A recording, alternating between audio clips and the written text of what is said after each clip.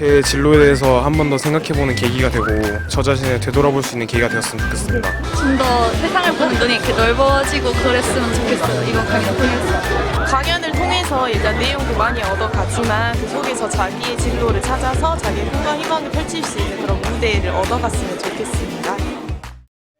안녕하세요. 네, 방금 소개받은 서울대 물리천문학부 교수로 있는 유재준입니다. 네, 반갑습니다. 그 지방에서 오신 분들은 새벽부터 떠났겠어요. 굉장히 졸립잖아요. 혹시 졸리면 이렇게 손을 흔들어 주세요. 중간에. 예, 졸래요? 예, 반갑습니다. 오늘 그 한국고등교육재단의 드림 렉처 그 첫 번째 강의를 맡게 됐습니다. 뭐 그 고등학교 학생들을 위해서 그 좀 쉬운 사실 내용이 어려운 건 없을 거고 그러니까 쉬운 얘기지만 여러분들한테 좀 꿈을 심어주고 앞으로 좋은 미래를 좀 볼 수 있는 그런 얘기를 해달라고 부탁을 받았는데 제가 전공이 물리학이에요. 그 여러분들 물리 별로 안 좋아하잖아요. 오늘도 이제 물리학 얘기를 조금 하긴 할 텐데 그 재미없는 소재가 될 수도 있지만 아무튼 1시간 반 동안 같이 잘 얘기를 해보겠습니다. 사실 제목은 이제 물리학하고 관련 없는 그 도전, 창의성 그리고 리더십이란 제목을 잡았습니다. 사실 굉장히 딱딱한 제목이기도 하고 어떻게 보면 여러분들 뭐 그 지겹도록 이런 것을 내용이라고 얘기를 들었을 수도 있는데 그 오늘은 이제 물리학 얘기를 좀 시작을 할 텐데 하고 한번 관련해서 여러분들 현재 이제 생각하고 있는 것 그리고 앞으로 여러분들이 어떤 일을 어떻게 하는 게 어떻게 다가올지에 대해서 한번 생각을 해보는 그런 시간을 갖도록 하겠습니다. 그 뉴턴에 대해서 다들 알죠? 물리는 싫어하지만 뉴턴은 잘 알죠? 뉴턴 모르는 사람 손 들어보세요. 그럼 아인슈타인을 모르는 사람은 더 없죠? 네. 근데 이제 뉴턴 얘기를 다들 들었겠지만, 그 뉴턴하고 사과가 여기 뉴턴과 사과라고 했는데 그 얘기도 알죠? 그러니까 뉴턴이 이제 원래 그렇게 머리가 좋지는 않았어요. 근데 이제 농담이에요. 굉장히 좋았겠죠. 근데 일단 시작을 한번 비디오 여기 유튜브에 있는 영상인데 그 중에 일부만 제가 여러분들 만화도 좋아할 테니까 잠깐 틀어보겠습니다. 원래 소리가 나면 좋은데 제 컴퓨터가 좀 옛날 거라 소리 연결이 잘 안 돼요. 양해해 주기 바랍니다. 그래서 내가 너레이션으로 말을 넣어줄게요. 아야, 이게 뭔가? 이 사과가 떨어졌네. 그래서 이제 사과를 이게 도대체 왜 떨어졌을까? 얘가 내 머리를 친 데는 다 이유가 있을 텐데, 이게 날아가고 떨어지는데 이게 왜 떨어질까? 라고 이제 이렇게 생각을 하다가 갑자기 이제 영감이 떠올랐어요. 여기에 무슨 법칙이 있겠다. 그래서 나온 게 뉴턴의 운동 법칙이에요. 라고 얘기하면 여러분들 이제 다들 사실이라고 믿을 텐데 그렇지 않습니다. 그래서 오늘 여러분들 잠깐 소개해 줄 얘기는 아주 이제 옛날 얘기긴 하지만 그러니까 뉴턴이 처음에 이 운동 법칙, 그러니까 사실 이제 20세기가 아니라 2밀레니엄, 그러니까 2000년 동안 이 인간이 그 발견한 가장 위대한 업적 중에 하나가 바로 뉴턴의 운동 법칙이에요. 근데 여러분들 생각에 이게 뉴턴은 천재이기 때문에 천재니까 저렇게 사과 하나로 탁 떨어지는 걸 머리로 들어봤고 바로 영감이 생겨서 이거구나라고 갑자기 이렇게 떠올렸을 거라고 다들 믿을 거예요. 근데 그게 이제 어떻게 보면 예를 들면 시험 문제 뉴턴이 운동 법칙을 어떻게 발견했을까요? 1번 사과의 머리에 부딪혀서 사과가 그 다음에 뭐 두 번째 열심히 공부를 해서 뭐 쭉 있으면 여러분들 답을 1번으로 찍을 거겠죠, 그죠? 근데 그게 아니라는 거예요. 우리가 이제 항상 어떤 그 단순한 답을 얻는 것과 그 생각을 통해서 사고를 통해서 어떤 것을 없었던 것을 새로운 걸 창조해내고 그런 생각을 끄집어내는 것은 굉장히 다른 일이에요. 근데 이제 우리한테 이제 끝에 가서 다시 이제 제가 결론부터 미리 얘기하면 앞으로 여러분들이 살아야 될 세상에 필요한 것은 새로운 생각을 끄집어낼 줄 알고 그런 생각을 찾아가는 사람이어야 된다는 겁니다. 그럼 다시 이제 뉴턴에 대한 얘기를 이제 돌아와서 생각을 해봅시다. 처음 뉴턴이 사과를 머리를 맞았다는 스토리가 있긴 한데 사실 그것도 맞는 말이에요. 그러니까 사과에 맞았을지 안 맞았을지 모르지만 뉴턴 어머니가 살던 고향에 사과밭이 있었어요. 그래서 그 사과밭을 왔다 갔다 농장에서 다니긴 한 건 사실이에요.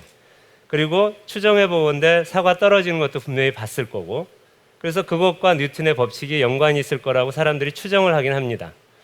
근데 그 다음 스토리부터는 이제 제가 만든 스토리이기도 한데 사실이기도 해요. 왜냐하면 뉴턴이 그 흑사병이 있을 때 런던에서 그 이제 병에서부터 피해서 피난을 간 거죠. 그 시골에 가서 그 고민을 많이 했어요. 어떤 고민을 했냐면 하늘을 쳐다보면서 하늘에 떠다니는 그 태양, 그 당시에 이미 다 알고 있었습니다. 태양 중심으로 지구가 태양 주변을 돌고 있고 지구를 중심으로 달이 돌고 있고 그렇죠? 그 다음에 태양 중심에 금성, 수성, 화성, 목성, 토성까지 돌아가는 궤적을 정확하게 꿰고 있었어요. 이러한 사실들은 그 전에 갈릴레오라는 양반이 굉장히 좋은 망원경을 발명을 해냈고 그리고 그걸 그 앞에부터도 계속 진화를 했겠지만 그런 도구를 사용해서 여러 천문학자들이 태양 또는 달, 별 그리고 여러 그 행성들의 운동을 다 관찰해서 이미 커다란 지도가 나와 있었습니다. 물론 이제 그런 것들이 도는 걸 직접 보진 못했지만 이렇게 깨알같이 그걸 다 찍어가지고 언제 어느 시점에 어떻게 돌아간다. 근데 그런 모든 것들을 당시 사람들이 봤을 때 너무나 신기했죠. 왜냐하면 그 전부터는 그러니까 다들 알죠. 천동설이라는 게 있었잖아요. 지구가 중심이 되고 우주가 돌았던 거예요. 근데 저 위에 이렇게 도는 것들은 다 이렇게 원운동을 하죠. 아침에 떠서 이렇게 돌아서 오고 그 다음에 달도 마찬가지고 위성들도 마찬가지예요. 근데 그 중심이 바뀌었다 그래서 그들의 그런 표현이 이상하지만 사람은 아니지만 그 태양에 있는 어떤 물체들의 운동이 달라지진 않았어요. 여전히 아주 정교하게 만들어진 원운동 또는 조금 찌그러진 타원 그렇지만 여전히 그것도 기하학적인 운동을 한다는 것을 사람들은 믿었고 그것들에 대해서 이건 신이 만든 작품이 아니면 안 된다라는 거에 대해서 아무도 이의제기를 하지 않았습니다. 다시 말하면 지상에서 일어나는 일들은 사람들의 일이고 천상에 일어나는 것은 신들의 작품이라는 거예요. 그건 그러니까 그 아주 고대 그리스 시대부터 우리가 그 이전부터도 그렇지만 동양에서도 마찬가지였죠. 그렇게 아주 저 천상에서 일어나는 아주 멋있는 우리가 물리학하는 사람들은 그걸 항상 멋있다고 표현을 해요. 아름답다고. 근데 그런 일들이 다 신의 어떤 그 성스러운 이게 있지 않았으면 일어날 수 없는 일이다라고 생각해서 근데 뉴턴도 사실은 다르지 않았어요. 그 당시에 뉴턴도 하늘에 일어나는 일들은 신의 섭리였을 것이고 지구에 일어나는 것은 사람들이 관여하는 일이라는 거예요. 사과가 떨어지는 거 이미 갈릴레오라는 분부터 시작해서 많은 사람들이 등 가속 운동을 한다는 것을 알았어요. 가속 운동을 하려면 뭔가 힘이 필요하다는 것도 알았고 그런 관련에 대해서 누가 이렇게 사과가 툭 떨어질 때 이 떨어지는 운동에 대해서 뭐라고 얘기했다고 해서 아무도 그거 신기하게 생각하지 않았죠. 근데 이제 중요한 건 뭐냐면 과연 이 사과와 저 하늘에 다니는 천상에 있는 물체들이 같은 클래스냐? 여러분들 클래스란 말 좋아하죠? 이게 같은 급이냐 이런 거예요. 그래서 이제 어느 순간 뉴턴이 이 밤에 정원에 나왔어요. 이건 내가 사과나무를 이미지를 찾았는데 사과나무에 달 떠 있는 건 안 맞는 모양이야. 없었어요. 근데 어쨌든 하늘에 이 달이 떠 있는데 마침 사과나무에서 사과가 떨어지고 있었던 거예요. 그리고 뉴턴이 질문을 했죠. 사과는 떨어지고 있는데 왜 달은 하늘에서 떨어지지 않을까? 궁금하죠? 500원씩 내시면 내가 답을 해줄게. 자, 여기가 이제 우리가 생각하는 그 질문의 시작이에요. 지금 얘기했지만 뉴턴은 이걸 굉장히 고민을 했어요. 그래서 과연 사과는 떨어지는데 왜 다른 저기에 서 있을까? 그러면 역시 그러면 다른 신의 영역에 속하는 물체라서 떨어지지 않고 기하학적인 운동을 모양을 그 궤적을 그리고 움직이는데 사과는 그냥 우리하고 같은 급 아니야. 땅에 떨어지면 썩어서 없어지죠. 사람도 죽어서 땅 속에 가면 썩잖아요. 그렇죠? 같은 클래스예요. 근데 과연 그 클래스가 다른 두 개의 물체가, 두 종류의 물체가 어떻게 같은 법칙에, 그러니까 같은 운동을 하는 것이 될 수 있을까를 고민하다가 그 뉴턴이 영감을 얻은 것은 이 부분에 이제 사과가 머리를 때리면서 일이 일어났을 수도 있어요. 두 개는 같은 종류다. 그래서 사과만 떨어지는 것이 아니라 달도 떨어진다라는 거예요. 그래서 뉴턴이 생각한 것은 여기 있는 것처럼 이게 이제 에베레스트 산 같은 건데 여기서 사과를 이제 던지는데 실제 가서 해볼 수는 없죠. 그리고 이 지구에 있는 그 사과는 공기의 영향을 받아서 사실 지 맘대로 갈 수는 없어요. 근데 머릿속으로 생각하기 시작한 거예요. 이렇게 놓으면 이렇게 떨어지는데 내가 여기서 사과를 탁 던지면 이 강의실 저 끝 부분에 떨어질 거 아니에요? 좀 더 세게 던지면 어떻게 돼요? 더 멀리 가겠죠? 여기 뭐 저 부산 정도에 가서 떨어질 거고, 좀 더 세게 던지면 어디 저 태평양 중간쯤에 떨어질 거고, 그렇죠? 더 세게 던지면 저쪽 남아메리카, 브라질 어디 최근에 올림픽을 한 리오 정도에 가서 떨어질 수도 있어요. 근데 더 세게 던진다면 지구를 벗어나겠죠. 그러고 나면 지구에 떨어지지 않잖아요. 그래서 사실 이거는 그 뉴턴이 옛날에 자기가 쓴 스크립트에 있어요, 그림이. 그래서 내가 이걸 세게 던진다면 여기서 점점 던지면 뺑 돌아서 자기 뒤통수를 땅 때리면서 이게 바로 사과의 그 매직이었던 거예요.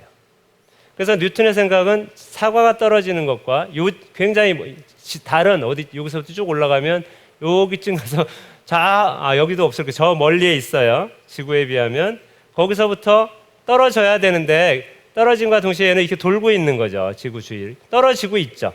떨어지는데 영원히 지구로는 도달하지 않는 거예요. 그래서 영원히 떨어지고 있는데 지구를 도달하지 않는다.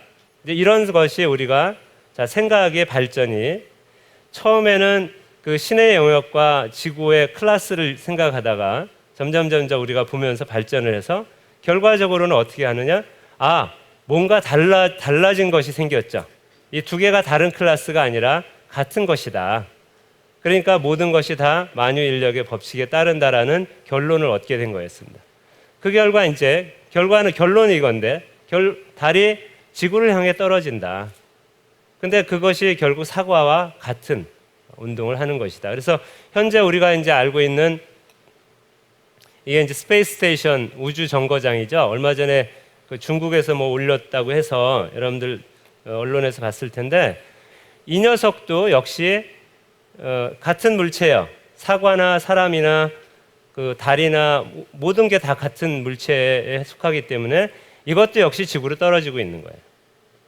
그래서 물론 이제 이걸 가지고 우리가 이제 물리 얘기를 하다 보면 굉장히 여러 가지가 있겠지만, 이렇게 이제 우리가 생각하는 것을 어떻게 전개하는, 그러니까 보느냐에 따라서 또는 전개하느냐에 따라서 굉장히 다른 거고, 그래서 뉴턴이 이제 뭔가를 도전했던 거죠, 그렇죠? 처음에 조금 이제 정리를 하고 넘어가면 뉴턴이 어떤 도전을 했죠, 자기가 천상에 있는 뭔가가 법칙이 우리가 지금 보고 있는 이 사과의 법칙과 운동하는 것과 뭐가 다를 것인가에 대해서 생각했는데 많은 사람들이 그거를 이미 다 자료는 있었는데 쳐다보지 않았던 거예요.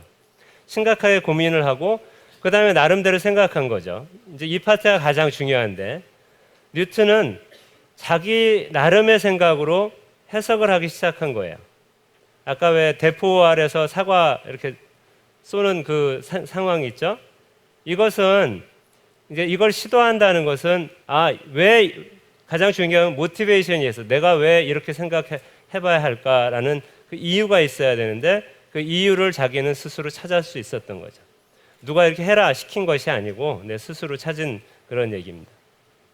그래서 이제 우리가 다시 이제 여러분들의 일상 얘기로 돌아와서 한번 생각을 해보면 여러분들의 목표 중에 하나가 아니라 아마 가장 중요한, 사실 여러분들이 아니라 여러분들 부모님이 정한 가장 중요한 목표일 수도 있는데 그 내신 1등이나 수능 대박이에요.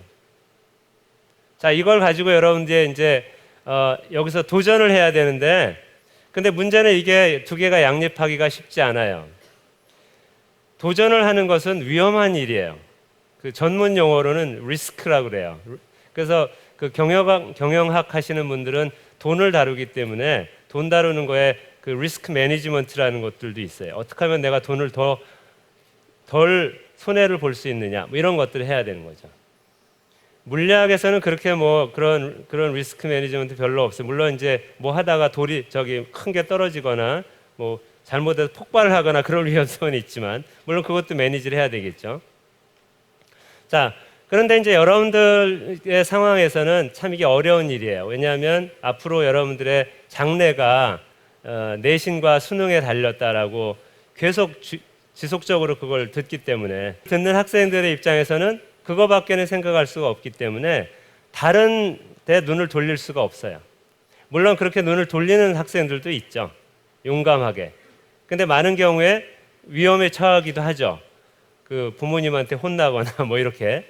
근데 그 여러분들이 지금부터 얘기하는 것은 이제 우리가 과연 어떻게, 물론 이제 여러분들이 현실을 피할 수는 없는데 그렇지만 그 안에 이런 것들도 중요한 게 있다. 이런 얘기를 좀 해보고 싶습니다. 최근에 이제 우리 외국의 그 경영 그 컨설팅하는 회사라든지 여기는 포보스라는 그 저널인데 뭐 이건 제가 그냥 그 레퍼런스를 하려고 거기에는 말을 그대로 따온 건데 그 영어로 얘기하면 써 있는 게 이게 fast follows, not first movers are the real winners. 그러니까 사실 여러분들 언론에 보면 이 first movers라는 게 창의적으로 뭔가 첫 번째로 이렇게 가는 사람을 의미해요. 근데 경영 그 컨설팅 잡지를 보면 이런 사람이 아니라 not first movers, 여기에 빨리 쫓아갈 줄 아는 사람이 the real winners. 이게 사실 여러분들 선생님께서 말씀해 주시는 것과 똑같은 거예요. 아니면 부모님께서 여러분들한테 말씀해 주시는 것과 같은 얘기예요. 빨리 쫓아가야 돼요. 그래서 내가 1등을 해야 되고 좋은 점수를 받아야지, 그래야지 위너가 되는 거죠. 자, 근데 이제 이게 우리나라 말로 하면 빨리빨리 쫓아가면 이길 수 있다죠. 우리나라가 빨리빨리의 그 전 세계 넘버원인 나라거든요. 우리나라가 지금 1950년 그 전쟁 이후에 이렇게 빨리 회복을 하고 선진국 대열에 들어갈 수 있었던 것도 바로 빨리빨리 때문이라고 많은 사람들이 얘기를 해요. 그 상당 부분은 사실이기도 해요. 여러분들 이렇게 했지만 저 같은 경우에는 그 예전 제가 80년도에 이제 그 아까도 소개받았지만 그 재단 장학생으로서 미국에서 이제 공부를 할 때 그때만 해도 우리나라의 상황과 미국의 그 상황을 비교하면 미국은 정말 선진국이라는 걸 체감할 수 있었어요. 공항에 내리면서 그 사람 사는 집에 들어가 보면 완전히 다른 세상이에요. 근데 제가 몇 년 전에 이제 연구년이라 미국에 다시 그 가서 한 1년 생활을 한 적이 있는데 이제 가보니까 거기가 더 시골이에요. 서울, 물론 이제 우리나라도 이제 지역적인 편차가 있지만 우리나라가 어떻게 보면 웬만한 미국 도시보다는 훨씬 더 잘 살고 있어요. 껍데기 다 좋아요. 빨리 따라가는 건 맞죠? 그렇죠? 여러분들 정말 잘 사는 나라에 태어난 사람들이에요. 자, 여기까지는 굉장히 좋은 스토리인데 문제는 뭐냐면 이거는 다 선진국을 우리가 따라갈 때 하던 얘기예요. 따라갈 때는 쉬워요. 왜? 아까 처음에 얘기했죠. 도전하는 거에 위험이 없어요. 왜냐하면 여러분들 어딘가 이제 그 산행을 가고 뭐 혹시 등산을 갈 일이 있거나 아니면 어디 여러분들 모르는데 처음 가는 길을 갈 때 다른 사람이 이렇게 발자국을 남겨놓고 가잖아요. 그 뒤를 이렇게 쫓아가면 아니면 산길을 갈 때 이렇게 풀섭에 이렇게 사람들 지나간 흔적이 있죠. 아, 여긴 누군가 여러 차례 지나갔으면 풀이 죽어서 길이 나 있잖아요. 이건 길이라는 걸 확신하게 되는 거예요. 그죠? 근데 그런 길을 따라갈 때는 여러분들이 이 길이 어떤가 저 길이 어떤가 이거 고민할 필요가 없어요. 근데 만약에 여러분들이 아무도 없는 그러니까 사람들이 뭐 한 1년 동안 한 번도 와본 적이 없는 어느 길을 여러분들이 가게 되거나 아니면 어느 산을 내가 산꼭대기를 찾아가고 싶은데 가는 길을 찾아가야 되는데 거기에 길의 흔적이 없어. 그럼 어떻게 해요? 길이 없잖아. 그러니까 한번 가봐야 되잖아. 일단은 이 길이 진짜 길인지 아닌지 가봐야 되잖아. 근데 이렇게 막 갔는데 그래서 신나게 갔는데 갑자기 절벽이 나와. 그럼 어떻게? 이 길이 아닌 길이다. 다시 돌아가야 된다. 그래서 돌아가야 되죠. 이런 걸 수없이 반복을 해야 되는 것이에요. 첫 번째 가는 사람은 누군가에 앞서서 길을 가는 사람들은 항상 남들이 안 간 길을 가기 때문에 계속 그걸 반복해야만 하는 거죠. 앞에 뭐가 있는지 물론 이제 요즘엔 좀 더 스마트해져서 그 GPS 이런 거에서 뭐 아니면 인공위성 사진을 보고 여기구나 내가 그 사진을 보니까 내가 여기서 왔다 갔다 하네. 그렇게 해서 할 수 있는 더 스마트해질 수 있는 방법이 있죠. 물론 그렇게 하려면 그 인공위성이 나를 내려다 봐주는 또는 GPS를 이용한 지도를 내가 써야만 하는 거예요. GPS 지도를 쓰는 방법도 알아야 되겠죠. 그렇게 해서 찾으면 더 좋겠죠. 근데 문제는 이제 그거는 인공위성 시그널이 잘 오는 데인데 만약에 동굴 탐험을 하기 시작한다? 그럼 또 어려운 일이에요. 그렇죠? 자, 우리가 이제 이거 옛날에 쫓아갈 때는 그러니까 쫓아가기만 해서 빨리 뭔가 성과를 얻어내던 시절을 이제 갔어요. 지금부터는 어떻게 해야 되느냐? 이제 우리나라도 이제 여러분들이 잘 알고 있는데 미국이나 또는 유럽이나 이 여러 나라들과 같은 레벨에서 앞서 나가야 되는 거예요. 근데 앞서 나간다는 건 뭐냐면 이제 실수를 할 수밖에 없는 상황이고 그 실수를 할 수 있다는 것을 다 인정하고 다 자기 마음속에 준비를 해야 되는 거죠. 그럼 그럴 때 어떻게 해야 되느냐? 이게 이제 우리의 문제입니다. 그래서 이제 그걸 쫓아서 앞서 나간다라는 것을 이제 다 포함해서 우리가 한마디로 여러분들도 이제 많이 들었겠지만 얘기하는 것은 창의성이라는 거예요.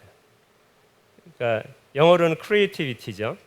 근데 creative 한다는 것은 이게 참 어려운 얘기지만 앞서 얘기했듯이 도전이 필요한 거고 그래야 되는 거죠. 왜냐면 길 찾는 것도 똑같은 거잖아요. 안 가본 길을 가야 되니까 도전을 막 해봐야 되는데 도전을 했다가 그 다음에 그러니까 가서 길이 막힌 걸 우리가 실패라고 부르는데 그 대부분의 성공한 사람들한테 물을 때는 자기가 모르던 길을 찾아갔는데 길이 막혔다. 길이 막혔다는 것을 그 사람들은 어떻게 해석하냐면 실패라고 얘기하지 않고 내가 좋은 시도를 했다라고 생각해요. 그래서 내가 그 다음번에 결국은 성공하게 됐을 때 내가 성공한 것에 갔던 길 중에 하나다라고 해석을 하는 거예요. 그러니까 여러분들이 이제 너무나 한번 쫙 이렇게 가는 거에 익숙해져 있다라고 하면 이제부터는 생각을 바꿔야 되는 거죠. 이렇게 갔다 아니구나 이 산이 아닌 겁니다. 다시 돌아왔다가 이쪽으로 가서 아니죠? 그럼 다시 돌아왔다가 이렇게 하다가 드디어 찾았다라는 것을 굉장히 즐거워하고 그동안에 보냈던 시간들을 내가 시간 낭비했다 이렇게 생각하지 않는 것이 필요하다는 겁니다. 그래서 이제 그러한 것들이 이제 우리가 앞으로 그러려면 어떻게 해야 되느냐 그래서 몇 가지 조언을 좀 드리고자 해요. 그래서 지금 얘기했듯이 실패 없는 창조는 없습니다. 근데 좀 전에 이제 그 말씀드린 걸 시간이 좀 있으니까 이제 비유를 들어서 한번 생각해 봐요. 여러분들 여기 수학 좋아하는 학생 손 들어봐요. 수학. 싫어하는 학생. 그럼 나머지는 뭐예요? 그러니까 약간은 좋아하는데 조금 싫어하고 아니면 조금 싫어하는데 약간 좋아하기도 하고 이러는 거겠죠. 다 이렇게 진짜 싫어하는 사람이 이렇게 많으면 안 되니까.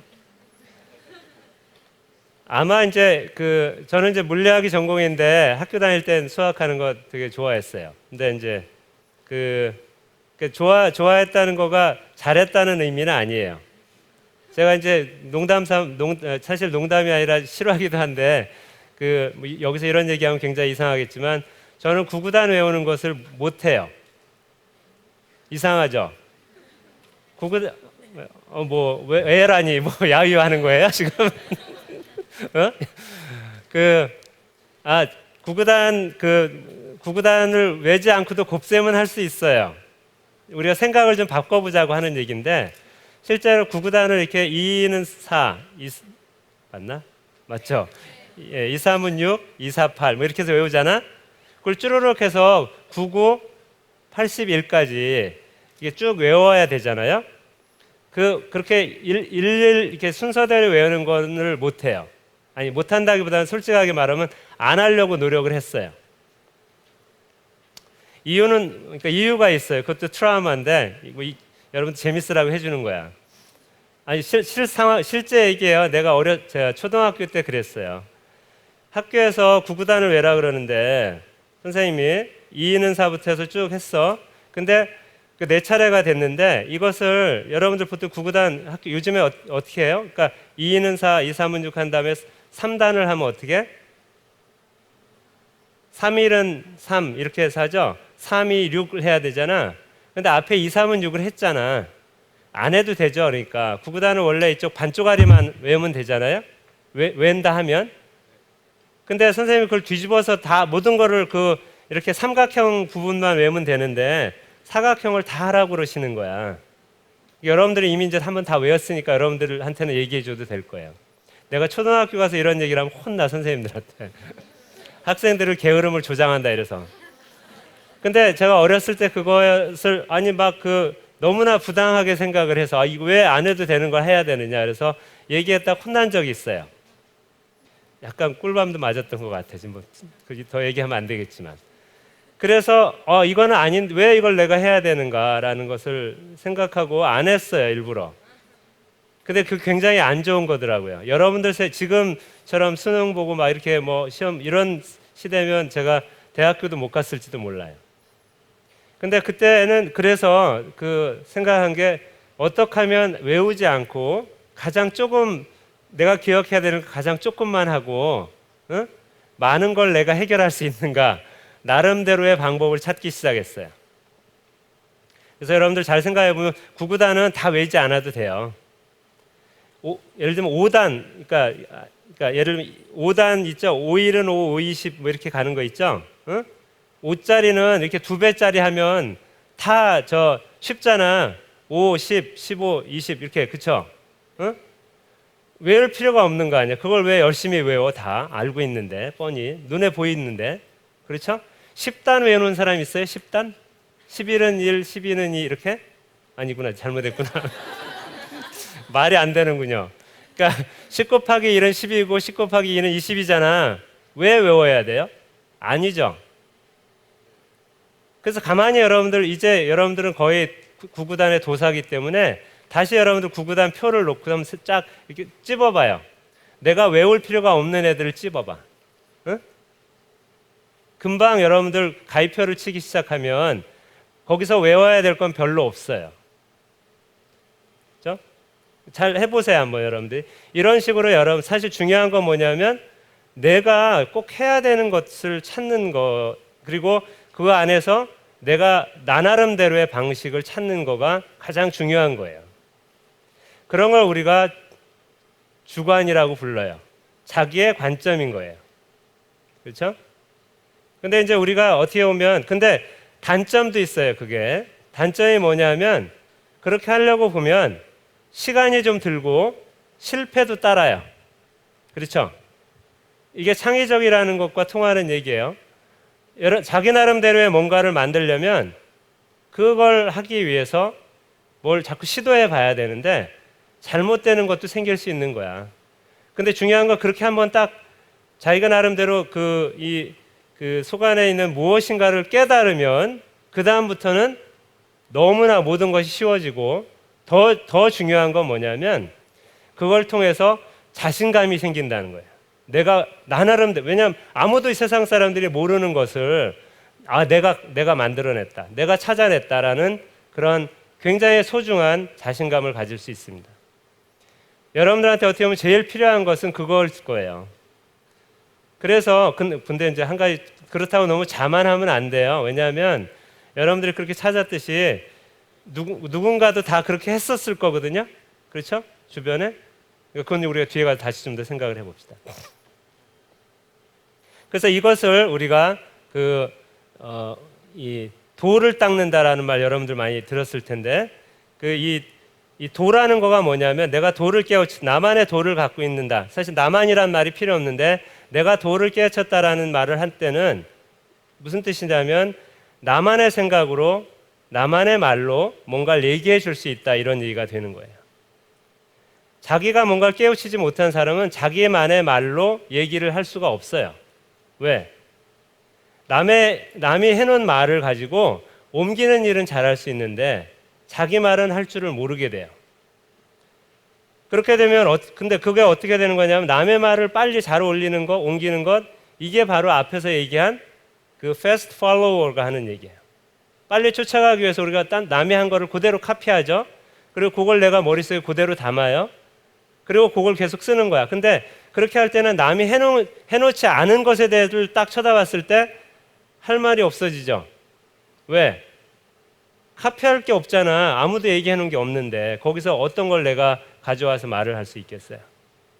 자, 그래서 우리가 이제 여러분들이 이제 우리가 창의적이라는 게 그래서 거대한 것이 아니고 창의적이라는 것은 자기의 나름대로의 생각과 방향 그리고 아이디어를 가지고 자기가 말을 할 수 아는 사람은 아무도 하지 않은 것을 봤을 때 최소한 자기의 생각, 여태까지 내가 갖고 있는 생각을 이렇게 해서 이쪽으로 적용해 볼 수가 있죠. 아무도 해보지 않은 것들을 내가 찾아가서 말을 해볼 수 있고 그 안에서 새로운 걸 찾아낼 수 있다는 거예요. 이걸 우리가 창의성이라고 얘기해요.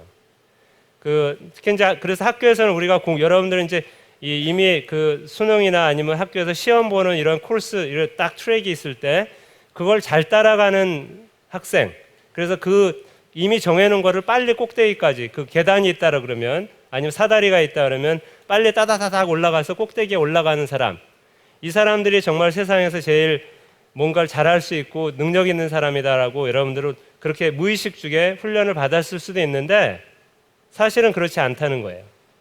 왜? 여러분들 지금 우리나라도 그렇잖아요. 최근에 K-팝 해서 우리 오디션 프로그램 엄청나게 많고 거기에 나와서 자기 나름대로 방식으로 음악을 하고 노래도 하고 연주도 하고 또는 예술적인 감각으로 자기 나름대로 그림을 그려내고 또는 작품을 만들어내는 사람들의 아이디어가 어디서 나왔느냐?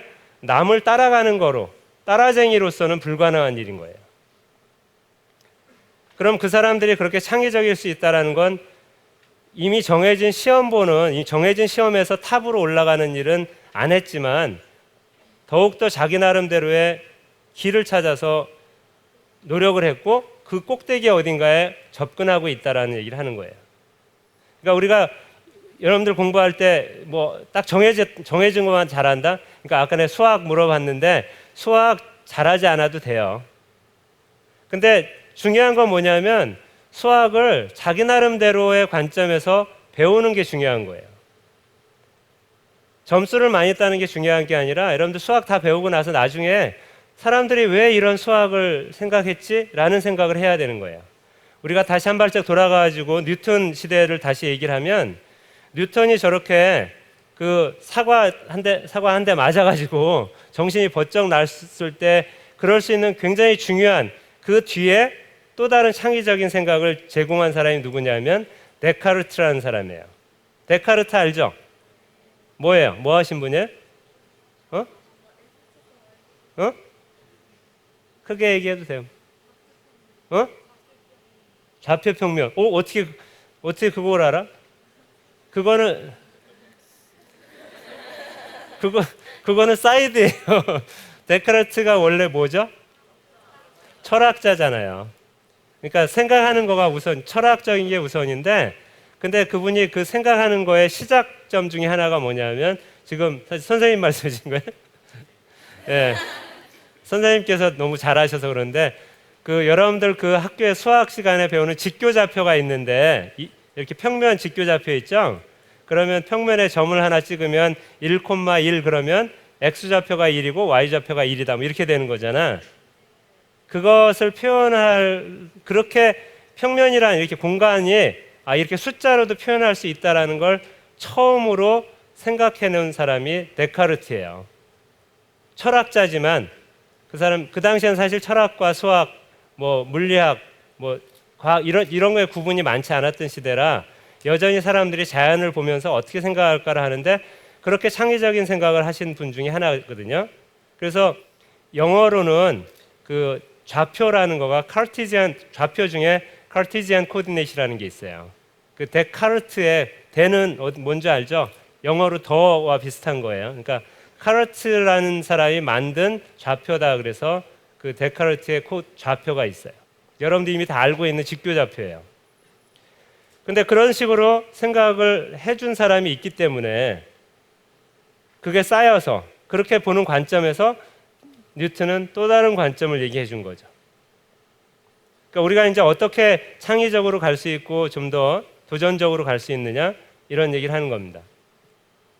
사족이지만 여러분들 이제 수학 문제 풀 때 그 내 주변에 늘 보면 수학 문제 수학 그 자습서나 참고서를 가장 빨리 그 문제를 잘 풀고 하는 제일 좋은 방법은 뭐냐면 왼쪽에는 답지, 오른쪽에는 문제지를 놓고 하는 거예요. 맞죠? 바쁘잖아. 그거를 언제 낑낑이거리면서 풀고 있겠어요. 그렇죠? 근데 그렇게 답지와 문제지를 동시에 놓고 문제를 푸는 거가 버릇이 되면 이거는 답지를 그냥 카피해서 이쪽에 답안지에다 옮겨 놓는 것밖에 안 되는 거예요. 정확하게 맞죠? fast follow. 언제나 이길 수 있어요. 그렇게 해야지 여러분들 점수를 잘 받을 수 있지만 문제는 뭐냐면 근데 그런 경우에 그렇게 미리 나온 그 예상 문제집에 나오지 않은 문제가 나왔다라고 하면 어떻게 돼요? 포기하는 거죠. 물리학을 그 물리 과목을 많은 학생들이 포기하는데 일찍 그 이유 중에 하나 뭐냐면 물리 문제는 그렇게 그 예상 문제에 나왔던 문제가 똑같이 나오기가 쉽지 않아요. 선생님이 굉장히 관대해서 여러분들한테 점수를 그냥 주기 위해서 문제집 있는 거 카피해서 내실 수 있지만 물리 문제는 똑같은 문제, 유형 같은 문제를 그대로 내기가 오히려 어려워요. 그러니까 아무리 카피를 해서 배워도 문제 풀 때는 안 되는 거죠. 자, 이제 이런 똑같은 것을 우리가 생각을 해보면 여러분들도 이제 공부하는 패턴을 좀 바꿀 필요가 있는 거예요. 아, 그렇다고 이제 그 제가 이렇게 말했다는 걸 핑계로 그 시험 나는 열심히 내가 뭔가 짜내기 위해서 난 한 문제 가지고 오늘 10시간 동안 공부했어. 이런 핑계를 대면 안 되고 그 모르는 게 있으면 일단은 배우는 게 먼저 중요한데 이 현실과 타협을 한다고 치면 여러분들이 10개를 풀 때 9개는 그렇게 남이 해놓은 걸 보고 열심히 배웠다고 하면 적어도 1개 정도는 마지막 하나 정말 재밌는 거는 자기 스스로 한번 모르는 거를 풀어보도록 한번 해보는 게 여러분들 스스로 그걸 통해 얻는 것은 문제 하나를 풀었다는 거에서 여러분들의 그 만족감만이 아니고 조금 전에 제가 얘기했죠. 아, 나 나름대로 생각을 해서 내가 뭔가를 만들어낼 수 있다라는 여러분들 스스로의 굉장한 자긍심이 생긴다는 거예요. 그래서 앞으로는 그렇게 해볼 수도 있도록. 그래서 결국 우리가 여러분들 잘 아는 아인슈타인의 그 유명한 상대성 이론, 그죠? 막 공간이 막 휘어졌다, 뭐 어쨌다 막 하잖아요. 근데 그런 얘기까지 그 모든 생각들이 발전하고 달라지는 것들이 결국은 뭐냐면 이 뉴턴이 또 그렇게 한 발짝을 내디뎠기 때문에 가능했던 거예요. 만약에 아인슈타인이 뉴턴이 한 얘기를 그대로 카피해가지고 생각을 하기 시작했다면 절대로 그런 일이 일어날 수가 없죠. 현대 물리학이나 현재 여러분들이 쓰는 모든 그 하이 테크놀로지 이런 것들이 불가능해진 거예요. 그러면 그러니까 지금 이런 것들이 계속 발전하고 나갈 수 있는 것은 이런 걸 만드는 일을 하는 사람들 안에 똑같이 뭘 봐도 자기 나름대로 생각하는 그런 사람들이 있기 때문에 가능한 거예요. 자, 그렇다면 이제 이렇게 되는 거 와중에 아까 이제 조금 이제 생각을 바꿔보면 그럼 모든 사람들이 다 창의적이면 어떻게 될까 한번 생각해봐요. 그리고 그런 와중에 사람들이 자신감이 막 생겼어. 그래서 내가 이 세상의 최고야. 모든 사람이 다 최고야. 뭐 그런 거 있죠. 왜 특히 이제 예술 하시는 분들은 왜 나만의 세계가 다고 저건 다 가비지다. 뭐 이렇게 얘기하는 분들도 있어요. 주관이 너무 뚜렷한 거죠. 좋은 건데, 근데 그럴 경우에 그렇지만 그렇게 하는 와중에 저쪽 다른 생각을 갖고 다른 얘기를 하는 사람들의 것도 근데 쳐다보면 그 안에 나름대로의 뭐가 있거든요. 리더십이라는 거가 이제 그래서 필요한 거예요. 우리가 세상을 보면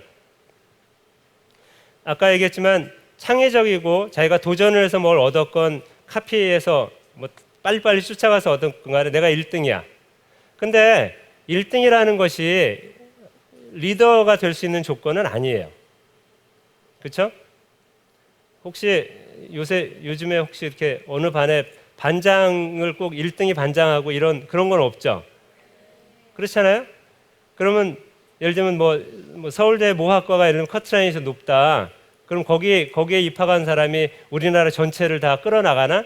아니죠. 수능 1등이 다 우리나라 리더가 돼 있어요? 그렇지 않죠. 1등이라는 것과 리더는 다른 거예요. 우리가 그걸 많은 경우에 착각을 해서 이제 일이 생겨요. 여기서 얘기한 1등이라는 건 꼭 시험 잘 봐서의 1등이 아니라 예를 들면 마찬가지로 어떤 조직이나 예를 들면 어떤 반에서 그러면 대표를 하는 사람이 있다. 근데 그 사람이 그럼 리더냐? 그렇지 않죠 또. 그죠? 그러니까 정해진 사람이 리더가 되는 게 아니라는 거예요. 그 리더가 되려면 첫 번째 조건이 뭐냐면 다른 사람 말을 들을 줄 아는 사람이어야 돼요. 근데 그거는 여러분들 학교에서 공부를 할 때도 똑같이 적용이 돼요.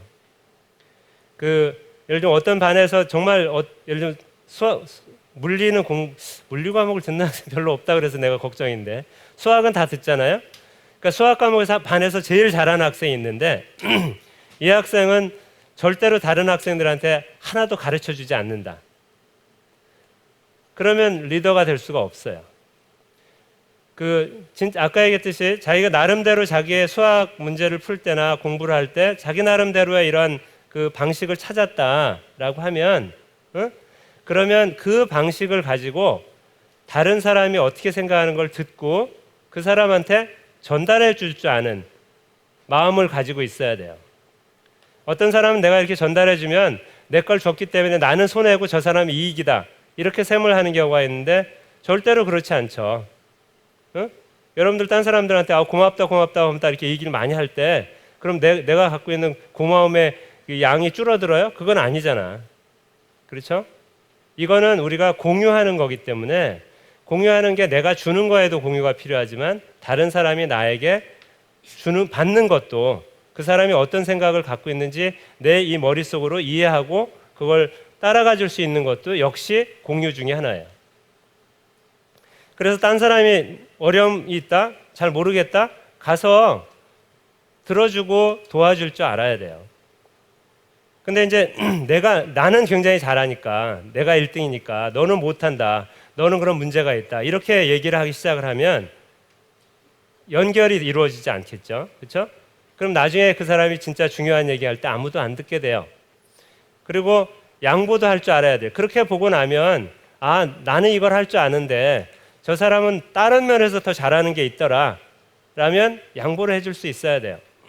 근데 우리는 이제 그런 것들에 대해서 만드는 것들이 굉장히 떨어진다라는 거예요.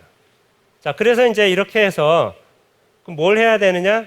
이건 사실 이제 학교에서 그 학생들을 어떻게 교육을 해야 되느냐에 대해서 만들 때 쓴 정리한 건데, 그래서 여러분들 고등학교 때까지는 사실 우리나라 현실상 어쩔 수 없어요. 제가 대학에서 교육을 담당하고 있긴 한데 고등학교에서 대학교 올 때까지 이렇게 문턱이 있잖아요. 입시라는 문턱이 있는데 그걸 그러면 문턱이 코앞에 있는 학생들 보고 너 이런 거 하지 마라. 공부하지 말고 그때 너 벌써부터 창의적인 걸 찾아라 할 수가 없어요. 내가 이렇게 지금 떠들고 있지만 잘 들으셔야 돼. 이걸 내가 얘기한 걸 가지고 집에 가서 그 부모님들한테 오늘 저 고등교육재단 렉처에 갔더니 어떤 선생님이 그냥 자기 나름대로 해야지 뭐 따라가는 거 하지 말자. 그거를 핑계로 공부를 안 하려고 그러면 안 되는 거예요. 여러분들은 할 수 없어요. 지금 어차피 이 벽을 넘어야 되는데 벽을 넘을 때까지는 최선을 다해서 따라갈 수 있겠지만 여러분들한테 부탁하는 건 그렇지만 그 안에서도 조금씩은 여러분들 스스로를 만들어낼 수도 있는 여유가 있고요. 정 여유가 없는 학생은 할 수 없어요. 그냥 뭐 따라가야지. 어떡하겠어. 근데 여유가 있는 학생들은 스스로 자기 걸 찾도록 해봐요. 그래야지 여러분들의 대학에 가면 조금 더 여유가 있어지거든. 그러면 훨씬 더 자유롭게 많은 걸 찾을 수 있게 되는 거예요. 그래서 대학에 들어와서는 사실 저희가 얘기하는 그 대학생들한테 하는 얘기는 사실 여긴 적절하지 않을 수 있는데 첫 번째 얘기는 고등학교 때까지 배웠던 것을 다 버려라. 그리고 이제부터 다시 자기 걸 찾아봐라라고 얘기를 해요. 사실 적절한 얘기가 아니죠. 여기서는 열심히 배워야 돼요. 근데 여러분들은 그렇게 해서 그렇게 하려면 어떻게 해야 되냐면 스스로 목표를 세우는 것부터 배워야 돼요. 남들이 이렇게 이런 문제를 풀어라고 준 걸 따라가는 게 아니고 여기서 나는 내가 스스로 이런 걸 생각해 봐야겠다라는 걸 해봐야 되는 거예요. 당장 하라는 얘기가 아니고 여러분들 조금 더 시간을 두고 그렇잖아. 뭐 이런 거 있잖아. 칼을 갈아라는 거 있죠. 천천히 여러분들 마음속에서 앞으로는 이렇게 내가 해야 되겠다 하라는 얘기예요. 그리고 비판적으로 봐야 돼요. 보통 여러분들 문제를 보면 문제 풀 때는 문제가 나오면 잘 풀어서 정답을 찾는 게 첫 번째 목표예요. 여전히 변함이 없어요. 근데 그렇게 하다 보면 이 문제가 있을 수 있거든요. 그렇죠? 근데 여러분들한테는 지금 해당이 안 되지만 앞으로 여러분들이 간다면 문제에 있는 문제를 찾을 줄 알아야 돼요. 아까 제가 얘기했듯이 대들면 안 돼. 혼나요. 그러면. 응? 근데 여러분들이 받아듣는 어떤 시험지의 문제도 다 문제가 있을 수 있어요. 근데 그걸 여러분들이 보는 시각을 만들어야 되는 거고 그래야만 나중에 뭔가를 이룰 수 있다 이런 얘기가 돼요. 그래서 이제 이런 뭔가를 선택해야 되는데 여러분처럼 이제 입시를 앞두고 빡빡해 있는 데서 뭘 한다라는 거 모르지만 가끔씩은 예를 들면 뭐 토요일 저녁 시간에 여러분들 스스로 좀 편하게 쉴 수 있는 시간이 있다라고 하면 조금 다른 각도의 생각을 해보는 것도 좋아요. 그래서 예를 들면 이 뉴턴 법칙과 칸트의 순수이성 비판을 두 개를 놓고 이게 무슨 관계가 있을까 한번 생각해 보는 것도 재미없어요? 재미있을 수 있어요. 즐기는 거예요. 그러니까 그래서 여러분들 그걸 가지고 근데 많은 게 근데 나 이거 시간 낭비야 뭐 이렇게 하면서 안 한다? 그것도 자기의 선택이죠. 그렇지만 그렇게 조금씩 여러분들처럼 아주 여러분들의 브레인이 이렇게 굉장히 말랑말랑해서 모든 것을 막 흡수하고 또 그 안에서 새로운 걸 막 이렇게 발산해내고 할 수 있는 이런 때에 많이 해야 되는 거예요. 시간이 모자라면 쪼개서라도 자기가 찾아보도록 했어요. 그래서 예를 들면 뭐 어떤 자격증을 많이 하는 것보다 그냥 재미있어서 하는 수학에 한번 빠져보는 것도 좋아요. 그게 자기의 자신감을 키울 수 있는 거고 그래서 이제 점수 따야 되는 거 많잖아. 그렇죠? 자소서에 막 쓰려면 나 이런 것도 점수 따고 저런 물론 하지 말라고 할 수 없죠. 가야 되니까. 그렇지만 그것을 하는 와중에도 똑같은 걸 하는데 자기 나름대로의 방식을 한번 찾아보세요. 그게 남들한테 훨씬 더 설득력이 있게 되고 자기 스스로도 올라갈 수 있는 길이 됩니다. 근데 이제 이건 좀 먼 얘기인데 그래서 여러분들이 지금 이제 대부분 고등학생일 텐데 고등학교에서 이제 대학교에 가서 공부를 하고 그 다음에 이제 여러분들이 사회에 나가서 진짜 일을 하게 될 때 어떻게 이제 우리가 찾아갈 수 있느냐? 근데 그 세상은 또 더 험악해요. 사실 여러분들한테 이런 얘기를 하면 안 되는데 세상은 만만하지 않아요. 굉장히 복잡하고 근데 중요한 건 복잡하기 때문에 어떻게 보면 여러분들처럼 이렇게 젊을 때는 더욱더 자기 주관이 필요한 거예요. 아까 근데 얘기했죠. 내 주관이 확실하고 내가 생각하는 세상은 이래야 되고 내가 보는 자연은 이렇고 그렇죠? 내가 만들어갈 세상은 이렇다. 그거에서 물론 자기가 그 꼭대기까지 갔다라는 걸 다 가지고 있더라도 아까 얘기했죠. 리더가 되려면 어떻게 해야 돼? 다른 사람은 또 다른 생각을 가질 수 있거든요. 그리고 여러분들이 이제 고등학교, 대학교, 그다음에 사회에 나가서 보면 그 사회에 가서 또 배울 게 많아요. 왜? 여러분들이 알지 못하는 일들이 많기 때문에. 그죠? 그렇다고 그 알지 못하는 일을 처음부터 여러분들이 그러니까 그냥 모르고 그냥 살 필요는 없는 거예요. 제가 이제 학교에서 인문사회계 학생, 다시 말해 고등학교 때 과학 공부하지 않은 학생들을 대상으로 교양 강좌 과목을 해요. 근데 그 강의 제목이 이제 미시세계와 거시세계 이런 거예요. 그러니까 작은 세상과 큰 세상에서 그 자연에 일어나는 과학, 특히 물리학적인 생각이 어떻게 됐는가를 강의하는데, 근데 내용은 엄청나게 어려워요. 근데 이제 고등학교 때 난 물리라는 거 들어본 적이 없습니다라고 얘기하는 학생들이 대부분이에요. 근데 이제 그렇다 그래서 그 학생들이 굉장히 어렵긴 하지만 굉장히 높은 수준의 생각이긴 하지만 그걸 따라가지 못하진 않아요.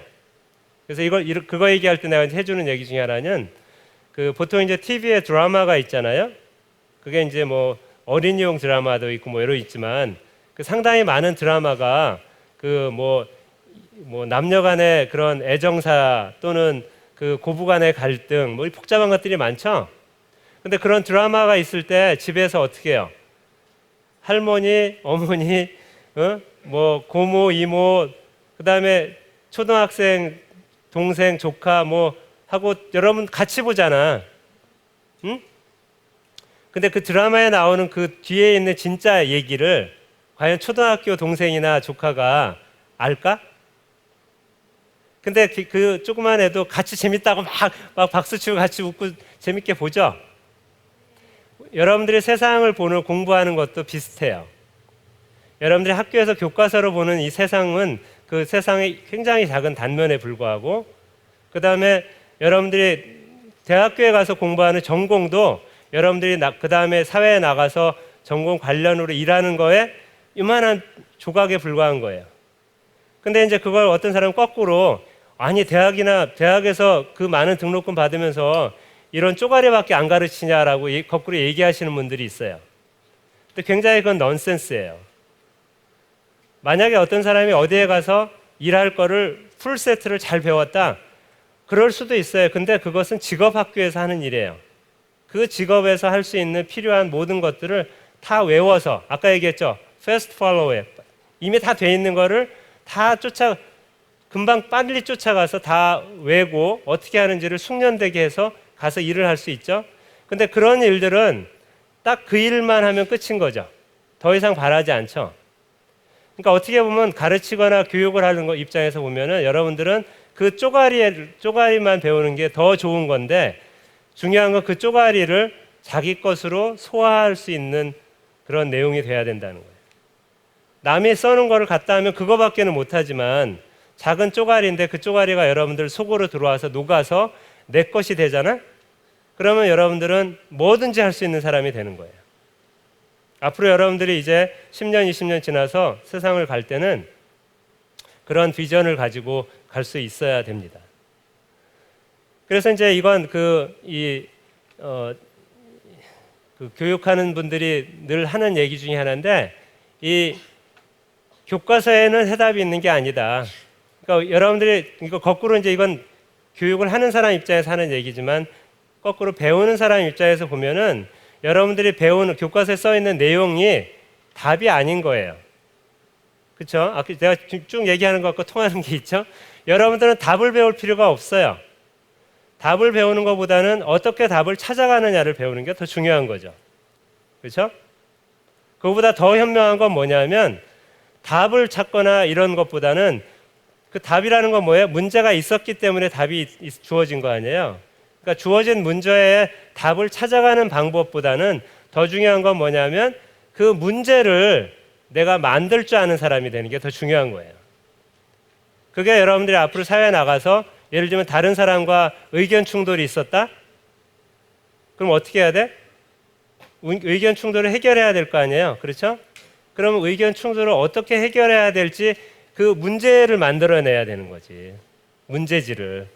그래서 그 문제를 풀면 그 충돌이 해결이 되도록 하는 그런 과정을 찾는 거니까 지금은 순서가 더 이렇게 점점 올라가야 되는 거예요. 그게 여러분들이 앞으로 해야 되는 그런데 그렇게 하려면 여기 중요한 게 이거예요.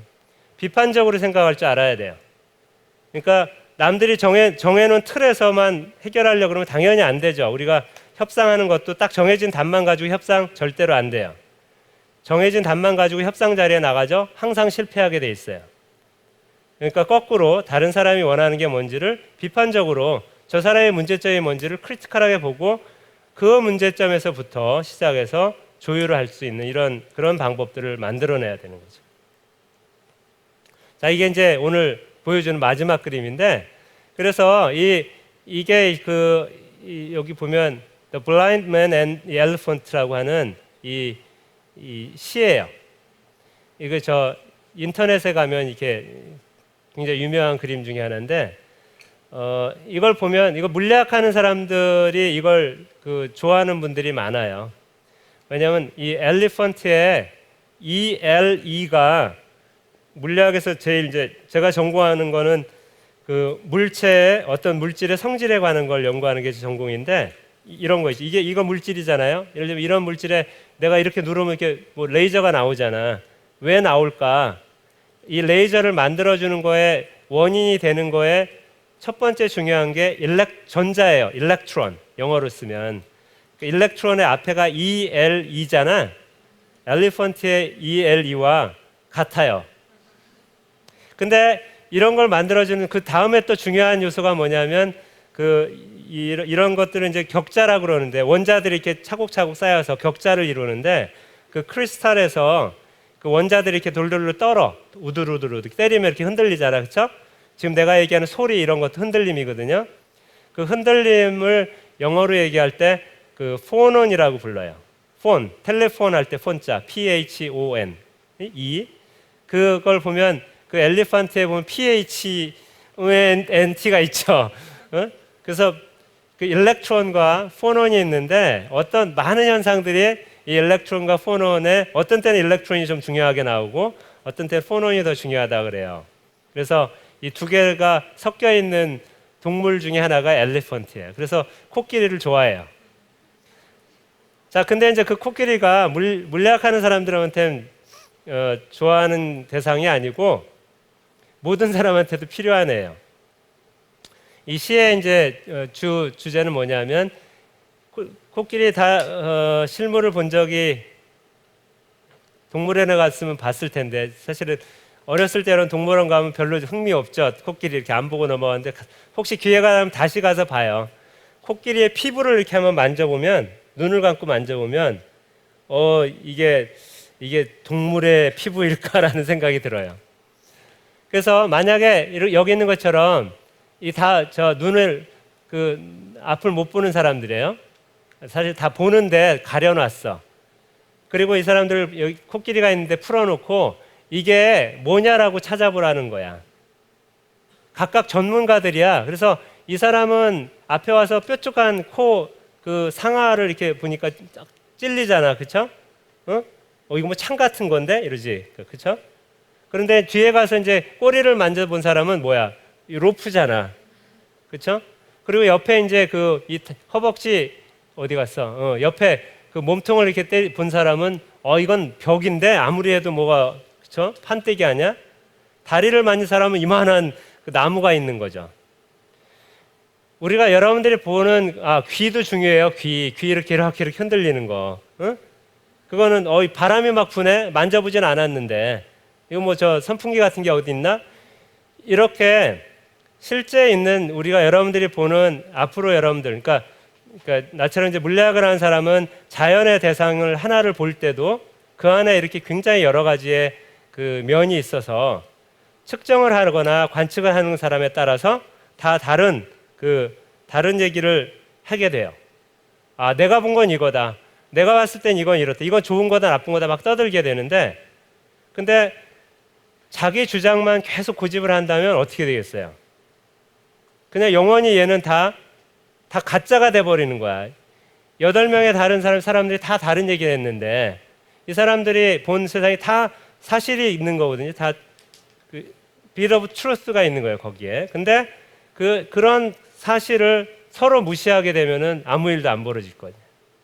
물론 이제 각각이 보는 사실을 얼마만큼 정확하게 잘 자기가 보고 기술하고 남들한테 전달할 수 있느냐, 여러분들 그것도 배워야 되고, 또 남들이 정확하게 얘기했다면 그걸 어떻게 내가 본 것과 다시 맞춰봐야 되느냐라는 것도 할 줄 알아야 되기 때문에, 그래서 앞으로 여러분들이 해야 될 것들은 이제 지금 그런 식으로 내가 한번 열심히 시도해서 나 나름대로의 그런 관점을 갖고, 그리고 그 관점을 가지고 남들 걸 많이 수용을 해서, 결국 여러분들 대학교에 가면 이제 중요한 게 늘 이제 우리 학생들한테 얘기해 주는 것 중에 하나는, 여러분들 그러니까 초등학교, 중고등학교, 고등학교 때까지 너무나도 열심히 선생님들한테 배우는 거에 익숙해 있어요.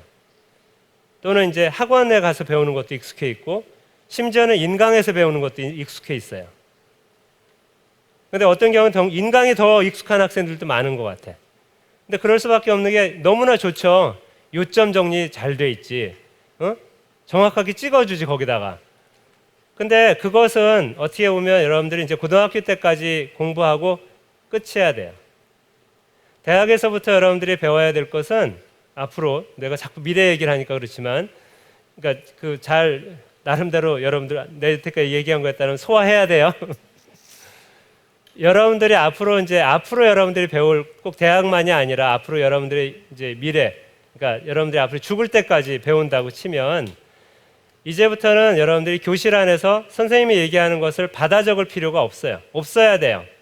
그렇다고 이제 수업을 등한시하라는 얘기는 아닌 거죠.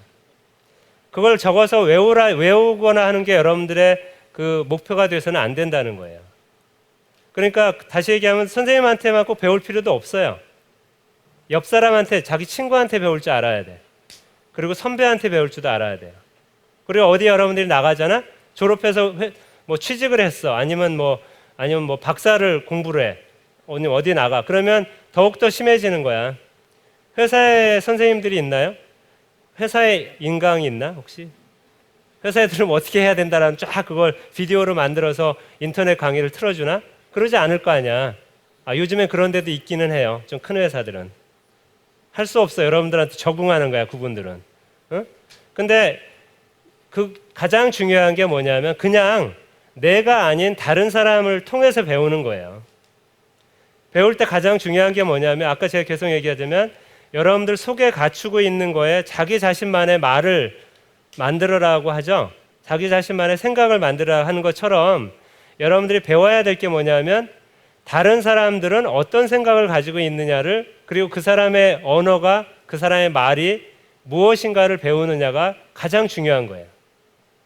여러분들이 그런 자세를 계속 킵한다면, 계속 유지하고 발전을 시켜서, 여러분들이 많은 사람들하고 얘기하고 만날 때마다 점점 자기 것이 어떻게 돼?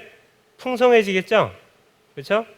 그러니까 순식간에 이 코끼리를 보면 한 사람이 이거는 벽이다, 이 사람은 창이다, 이 사람은 나무다, 로프다 얘기하면 이 사람들이 어떤 관점에서 이걸 봤을 거라는 걸 거꾸로 소화해낼 수 있고, 여러분들의 자신만의 생각에 이 7사람, 8사람의 아이디어가 한꺼번에 들어오게 될 수 있는 위치에 갈 수 있는 거예요.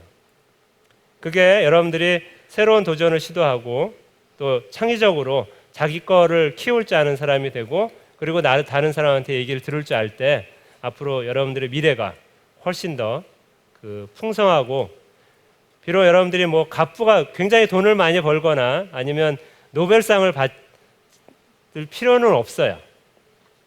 근데 여러분들이 끝까지 이런 자세를 유지하면 여러분들이 사는 우리의 미래가 훨씬 더 좋은 그런 사회가 되고, 여러분들도 거기에 기여하는 그런 한 사람이 될 것으로 확신합니다. 그래서 앞으로 여러분들 앞날에 그 행운이 있고 원하는 대로 잘 될 수 있길 바랍니다. 이상 마치겠습니다. 감사합니다.